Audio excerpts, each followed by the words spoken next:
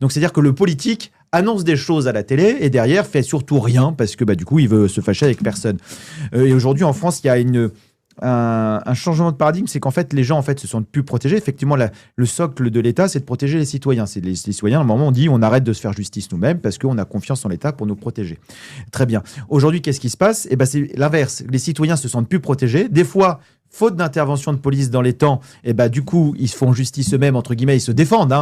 Et derrière, c'est eux qui vont en prison. Je repense encore, on a eu ces faits divers, mais malheureusement, les faits divers, on les accumule de plus en plus.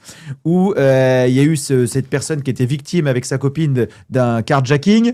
Il retourne l'arme de l'agresseur, un couteau, il tue un des agresseurs, et lui, il se retrouve en prison plus longtemps que le deuxième, le complice de l'agression. Donc en fait, il y a aussi on ne comprend plus.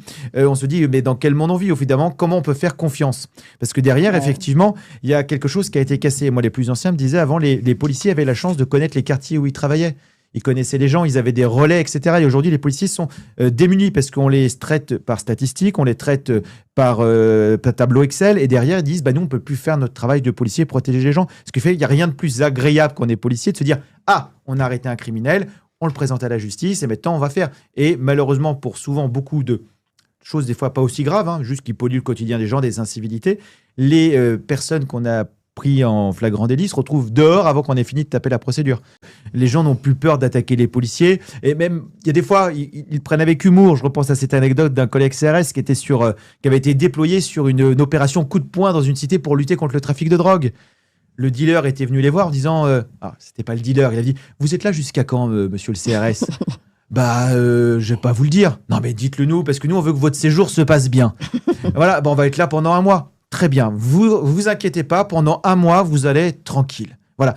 Donc, on a ça. Et après, on a ce côté aussi médiatique derrière, plutôt que la police, des fois, nécessite, et puis la justice, derrière, un travail de fond. On est juste sur l'opération coup de poing. Je repense à d'autres collègues qui étaient sur Château-Thierry. Il y a eu une opération coup de poing qui avait été faite. Ils avaient déployé des maintiens de l'ordre et tout. Donc, effectivement, là, pas de problème. Tout le monde s'est tenu au carreau. Une fois que les CRS sont repartis, les renforts, les policiers se sont fait attaquer devant le commissariat en représailles de ce que les autres avaient dit. Voilà, vous nous avez pourri la vie pendant 1 mois. Maintenant, on va vous rappeler que vous êtes, quand vos copains sont pas là, on peut vous mettre la misère. Donc voilà. Et après, il y a aussi quelque chose de dramatique que je dénonce régulièrement.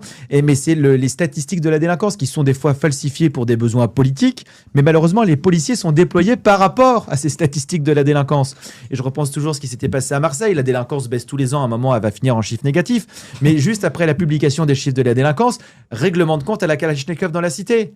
Et en fait, derrière, on dit pourquoi vous voulez qu'on déploie des policiers supplémentaires vu que la délinquance baisse? Oui. Donc voilà. Donc il y a tout ce côté où on est sur quelque chose qui ne fonctionne pas. Et là, quelque chose de plus récent aussi, des collègues qui m'ont rappelé, qui m'ont dit écoutez, voilà, nous on a été pris à partie par notre chef de service qui a des consignes qui dit moi je dois rendre les statistiques les mêmes que l'année d'avant.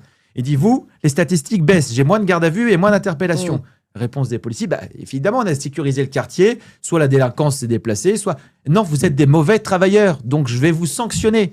Donc voilà, en fait, quand on est géré par des choses qui ne sont pas en lien avec la réalité de terrain, je veux dire, on arrive à cette aberration qui était à un moment de la politique du chiffre et que c'était le commandant Philippe Pichon qui me l'avait raconté, qui avait travaillé sur toutes ces statistiques, etc., qui avait dit on nous demande de faire d'élucider 2,8 morts par an.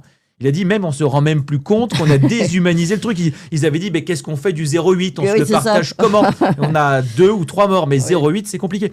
Donc en fait, il y a tout un système à revoir. Mais après, on peut dire, on a ce petit jeu, c'est la faute de la justice. Pour le problème de la police, c'est la justice. Le problème de la justice, c'est la police. Non, en fait, les gens, c'est un système général. C'est un système général. Et moi, tout à l'heure, je disais juste, pour les policiers qui ont fait ce travail d'enquête et qui revoient ces personnes sortir et qui voient le drame, je reviens à votre préambule sur Philippines, Frédéric Loz, c'est vrai que c'est absolument dramatique. Et aujourd'hui, les policiers se battent pour aller garder une barrière en disant, quitte à servir à rien, je vais dans un endroit où je vais pas être sanctionné, je vais pas prendre de risques, je vais finir à l'heure, je vais garder la barrière du tribunal, je veux prendre un truc tranquille. Et en fait, moi, je comprenais pas, j'avais commencé ma carrière à Roissy. Et je disais, oui, on va tamponner les passeports, c'est pas le plus passionnant avant d'intégrer le renseignement.